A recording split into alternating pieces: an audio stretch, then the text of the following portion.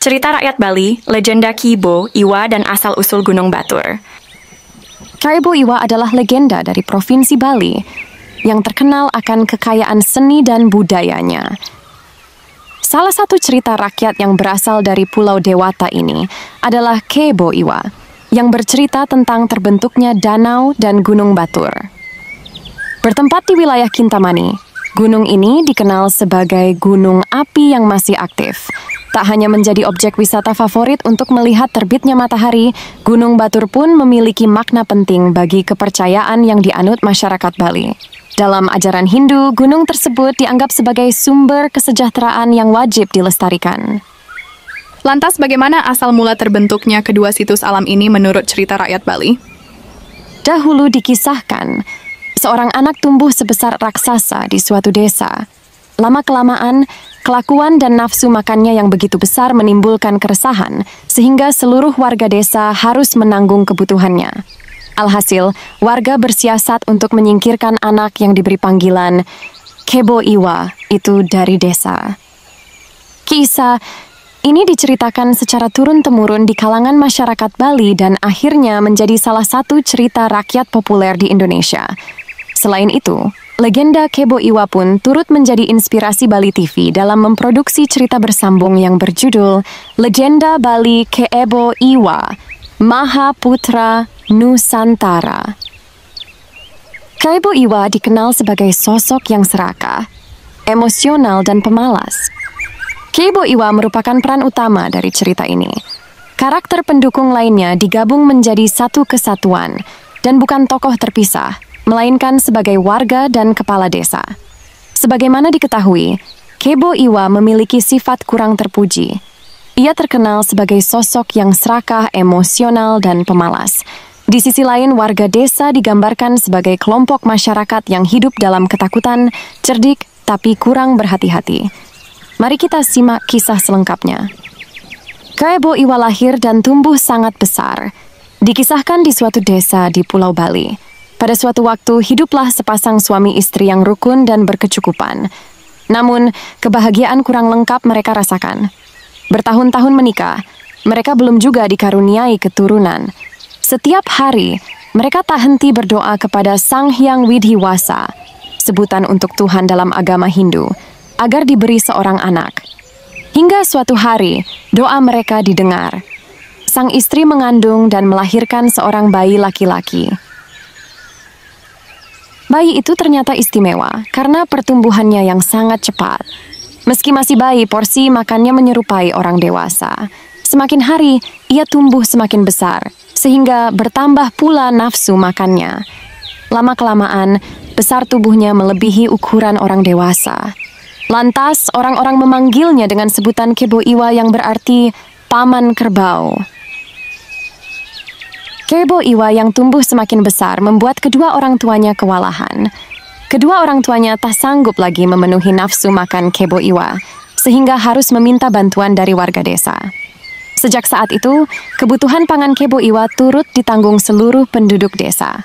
Kebo Iwa yang rakus, selain nafsu makannya, Kebo Iwa juga terkenal akan sifatnya yang pemarah.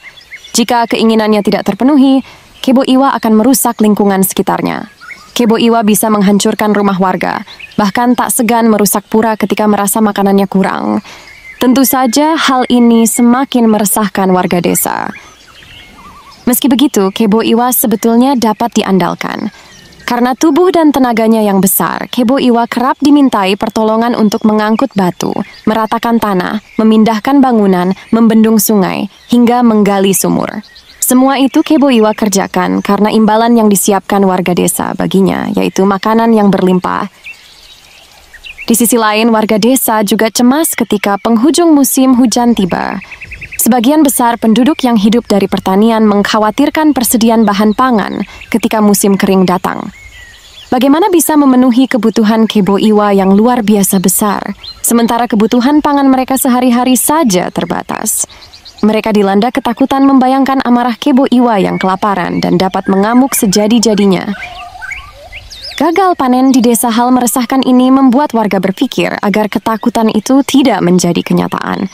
Akhirnya, warga berhasil menemukan siasat untuk menyingkirkan Kebo Iwa. Suatu hari warga menemui Kebo Iwa yang sedang asyik menyantap makanan yang disiapkan untuknya.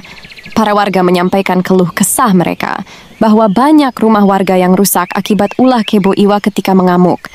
Kebo Iwa bersikeras bahwa itu terjadi karena kesalahan penduduk desa yang tidak memberi makanan yang cukup untuknya.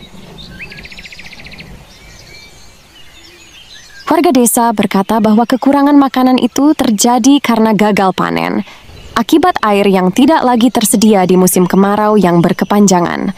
Tetapi, jika Kebo Iwa bisa membuatkan sumur yang besar, pertanian akan kembali subur. Air dari sumur itu akan digunakan warga untuk mengairi sawah-sawah dan lahan pertanian, sehingga tak ada lagi gagal panen dan bahan pangan berkecukupan. Jika sanggup membuatkan sumur besar tersebut, warga meyakinkan Kebo Iwa bahwa mereka akan memberinya makanan seberapapun banyaknya.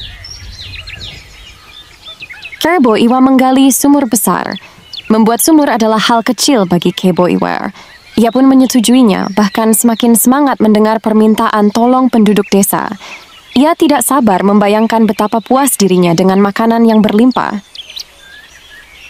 Kebo Iwa membangun kembali rumah-rumah penduduk yang rusak dan menggali tanah di tempat yang sudah ditentukan.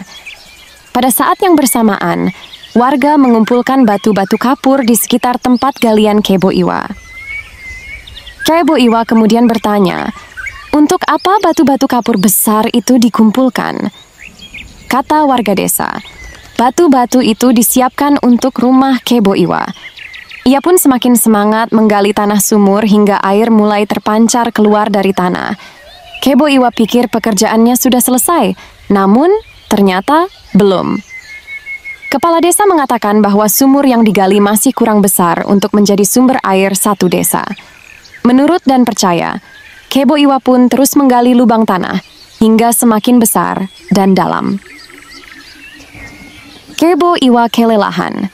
Setelah bekerja, Kebo Iwa akhirnya kelelahan dan beristirahat untuk makan. Warga rupanya sudah menyiapkan makanan yang banyak bagi Kebo Iwa, dan hal itu membuatnya sangat senang. Tidak menunggu lama, Kebo Iwa langsung menyantap seluruh makanan di depannya. Kekenyangan, Kebo Iwa mengantuk luar biasa dan tertidur pulas hingga mendengkur di dalam sumur hasil galiannya.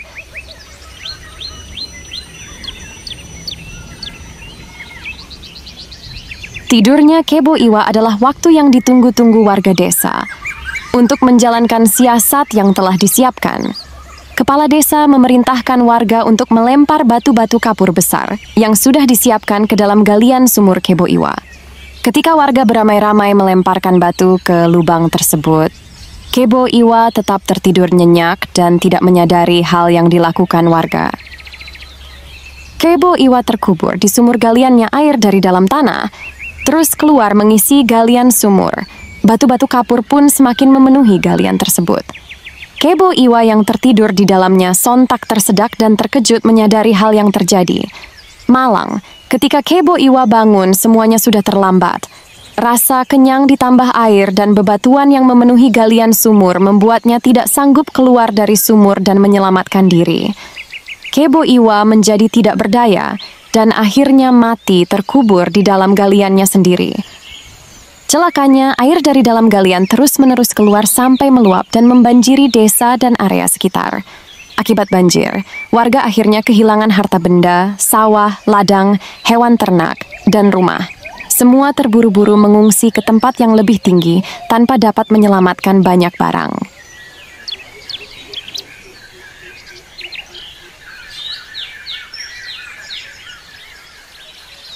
Beberapa desa yang tenggelam itu kemudian membentuk sebuah danau besar. Danau itu kini dikenal dengan nama Danau Batur. Timbunan tanah hasil galian Kebo Iwa yang menumpuk kemudian membentuk sebuah gunung yang sekarang dikenal dengan nama Gunung Batur. Moral cerita legenda Kebo Iwa dan asal-usul Gunung Batur memberi pesan moral bahwa sifat serakah, egois, tamak, serta melakukan segala sesuatu demi kepentingan pribadi dapat berujung merugikan diri sendiri dan sekitar. Meski kita hebat dan kuat sebagai individu, jika tidak memiliki rasa kasih, lingkungan dan sesama pun tidak akan menerima kita. Sebaliknya, jika memiliki kelebihan maupun kekurangan, kita harus tetap rendah hati dalam membantu maupun menerima bantuan sesama.